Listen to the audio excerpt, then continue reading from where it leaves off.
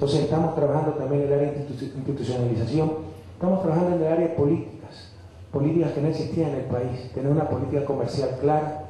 Lo que había era principios generales, ¿no? Libre comercio.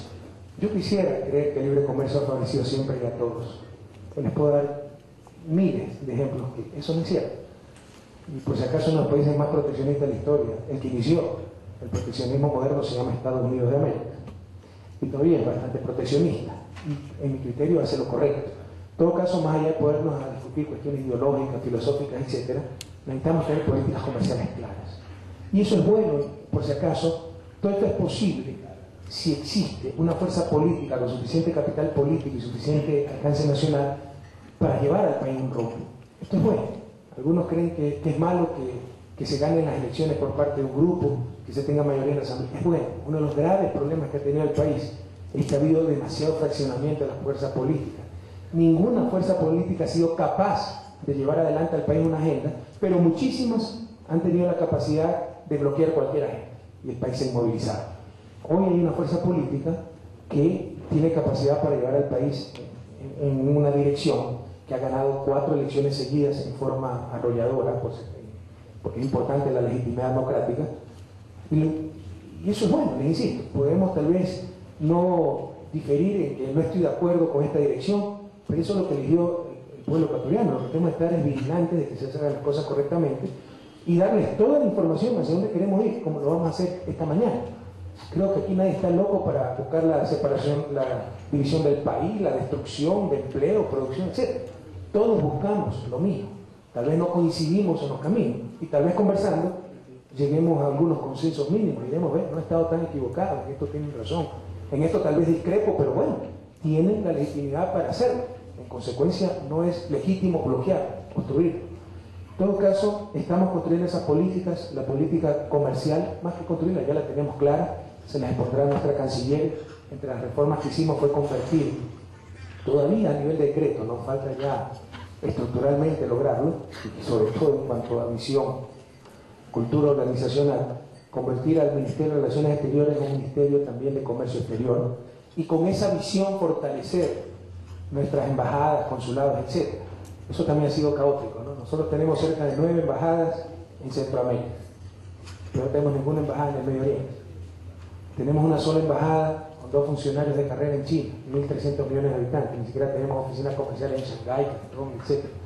Todo eso es lo que estamos realizando con esta nueva visión del Ministerio de Relaciones Exteriores, sobre todo como un ministerio también de comercio exterior y promoción de inversiones. Estamos construyendo esa política financiera con la red de seguridad financiera, recreando la banca pública. No nos engañemos, revisen la historia del desarrollo. Prácticamente no hay país que se haya desarrollado sin banca pública de desarrollo. Y aquí lo que se hizo fue destruir la banca pública de desarrollo.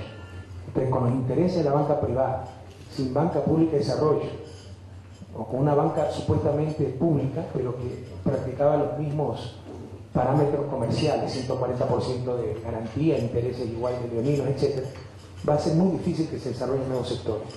Todo eso estamos ya implementando. Ya en el año 2007 pues avanzó mucho con el Banco Nacional de Fomento, con la propia Corporación Financiera, y esperamos avanzar mucho más en el 2008, sobre todo con esa Corporación Financiera Nacional, que luego de estar en quiebra, la hemos capitalizado, y en el 2007 por fin tiene indicadores positivos, ¿verdad? Bien, estamos trabajando en la política energética, otras cosas que nunca se ha hablado en el país. Y la energía es clave para la productividad y la competitividad, ustedes lo saben, tenemos la energía más cara y de peor calidad, tanto en eléctrica cuanto hidrocarburífera. Entonces, en este momento el país, un país con tanta riqueza hidrográfica como la nuestra, solo tiene 48% de electricidad de fuente hidrográfica, de fuente de generación hidroeléctrica, perdón, de fuentes hídricas, de fuentes hídricas. Es una barbaridad. Esperamos que en el 2013, cuando se inaugure Coca-Cola Sinclair, que empezaremos en el mes de abril, el 98%, 95% de nuestra energía sea de fuente hídrica, de nuestra energía eléctrica. También con la refinería, les insisto, estamos buscando reemplazar la importación de combustibles, pero estamos buscando modificar la matriz energética. Tal vez la fuente de energía más barata y menos contaminante es el gas natural. La responsabilidad del país ha sido tal que hace 20, 25 años se paró, más 30 años se paró la exploración de gas en el Golfo, donde se presume que existen grandes depósitos de gas natural. Ya el próximo mes vendrá un barco para hacer toda la sísmica y ya se está asignando los bloques para exploración a PDVSA, ENAP y a un par de compañías más que no recuerdo en este momento. La idea es entonces poco a poco ir introduciendo gas natural en nuestra matriz energética, además del gas licuado de petróleo, además de gasolinas, etc. Y obviamente están las políticas sectoriales, de las cuales les hablará seguramente Susana, en el campo especialmente agrícola, en el plano industrial y en el plano turístico. Esos son los tres sectores claves para nosotros productivos. Yo sé que ustedes dirán, hay otros sectores productivos, transporte, energía eléctrica. Ya le vamos a explicar la nueva división del Poder Ejecutivo, y esos sectores los hemos agrupado a lo que se llama sectores estratégicos, porque son la base para las otras actividades productivas, ¿verdad?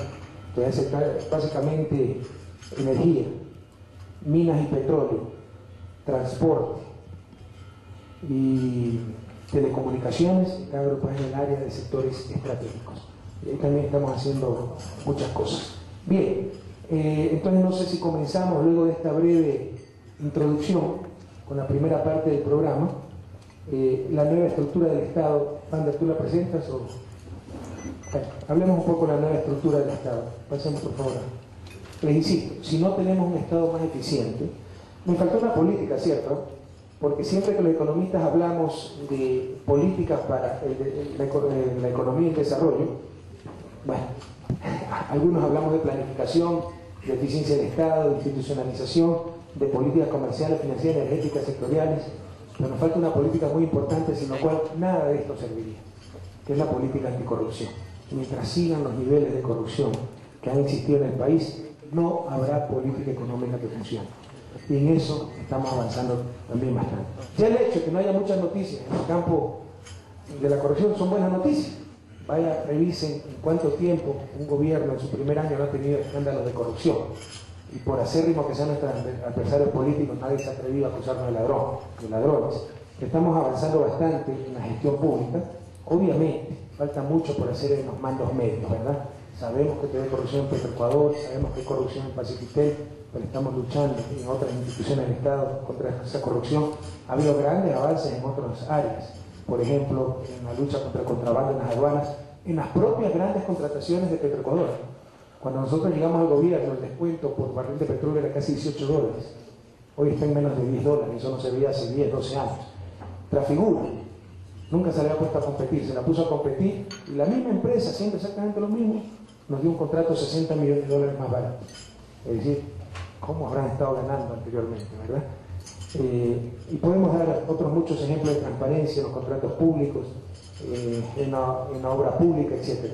Pero sabemos que todavía existe en mandos medios la típica coima, la típica comisión, estamos luchando contra eso. Y lamentablemente, con dolor también le tengo que decir, sabemos que hay corrupción en el sector privado. Aquí la evasión era deporte nacional. Y uno de los fines de esa ley de equidad tributaria, no es cierto que sea fiscalista, no buscamos aumentar impuestos, fue una mejor distribución, un sistema más progresivo y evitar la evasión. Por eso se aumentaron sanciones, se puso una nueva forma de cálculo para el anticipo del impuesto a la renta, se pusieron mecanismos más ágiles para sancionar a los evasores, etc. Y aquí también ha habido gran desinformación. Después vamos a discutir esto, pero yo les pregunto, ¿qué impuesto se creó para el sector productivo? Alguien podrá decir el impuesto sobre las tierras. El impuesto sobre la tierra es crédito tributario, es decir, el que tiene tierra productiva, si pagó $1.000 por el impuesto a las tierras, que es más de 25 hectáreas, es decir, tan solo un 20%, 25% de las tenencias de tierra, y generó una actividad bananera y tiene que pagar $3.000 en impuesto a la renta, bueno, ya los $1.000 que pagó por el impuesto a la tierra son parte de ese impuesto. Es decir, no pasó absolutamente nada. El que tiene improductiva la tierra, ahí sí es un gasto. No se ha creado ningún impuesto a la producción. Por el contrario, se elimina el ICE, que encarecía la telefonía fija y la telefonía celular, que sí era un impuesto a la producción. Pero por ahí todavía yo veo críticas de los impuestos a la producción que se generaron. Entonces, de todo esto vamos a conversar, pero sí debemos transparentar mucho la información y hablar muy claro, ¿no? No se creó ningún nuevo impuesto a la producción, no se ha creado ningún nuevo impuesto para los pobres. Eso sí, en la parte privada, los que más pagan, los que más ganan van a tener que pagar más, y se han puesto controles mucho más estrictos para evitar la evasión. Tal vez alguien no esté conforme con lo que estoy diciendo, ya vamos a tener tiempo de discutirlo, pero les planteo de una vez el asunto. O sea, en la ley de equidad tributaria no se creó ni un nuevo impuesto para la producción, y por el contrario, se elimina el impuesto del 15% al ICE, que sí afectaba a la producción, porque ustedes saben que telefonía es un importante insumo productivo, importante factor para la producción. Buenos días.